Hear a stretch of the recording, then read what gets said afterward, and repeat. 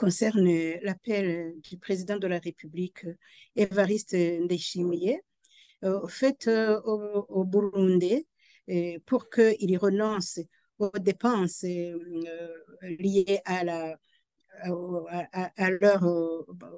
à leurs vacances, à leur consommation, afin qu'ils puissent payer les équipements scolaires et spécialement les bancs pupitres.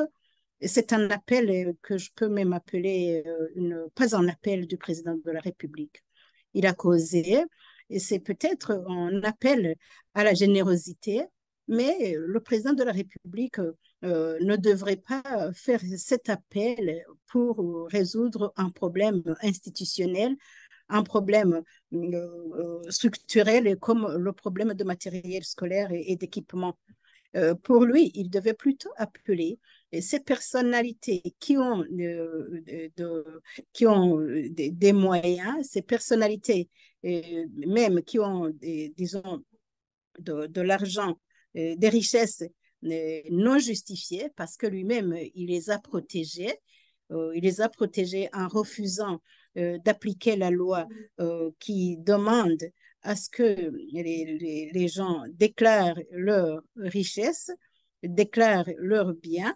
Il devait alors leur dire que, d'une part, il faut qu'ils déclarent leurs biens, le principe étant que pour question de bonne gouvernance et pour question d'équité, toute personne puisse déclarer les biens et surtout les autorités nommées par décret avant d'entrer en fonction et même après, ils devaient les appeler à déclarer leurs biens.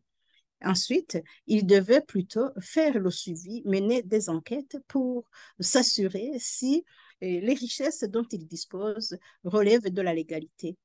Et en troisième lieu, ils devraient travailler dur pour que les services qui sont chargés de collecter les impôts puissent collecter les impôts et les taxes dans les bonnes places et puissent les affecter aux meilleures adresses.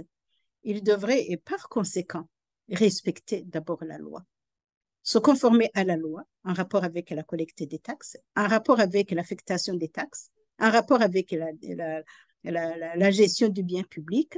Et comme ça, il se sera acquitté de son devoir régalien, c'est-à-dire de protéger les biens de l'État, mais aussi d'assurer une bonne répartition des biens de l'État. Car la collecte des taxes et la bonne affectation des taxes garantit l'achat de ces équipements scolaires qui manquent au Burundi. Mais aussi, cette collecte des taxes doit se fonder sur les lois. Il faut qu'il revoie les lois, mais aussi qu'il revoie les personnalités qui sont chargées de faire respecter les lois, et à commencer par lui-même. Et par conséquent, cet appel, je peux dire que ça a été une causerie, ça a été juste un conseil qu'il leur a donné. Et après, il pourra appeler à la générosité. La construction des écoles, la gestion des écoles, l'équipement des écoles ne peut pas compter sur la générosité des gens de bonne foi. On peut donner un cadeau ou pas le donner, et le président de la République ne doit pas passer par ce moyen pour que les écoles soient équipées. C'est donc pas son rôle. Oui, il doit donner des conseils, mais le rôle majeur se trouve au niveau de la loi, de l'application de la loi, des sanctions pour ceux qui n'affectent pas les fonds publics aux adresses qu'il faut, aux activités qu'il faut.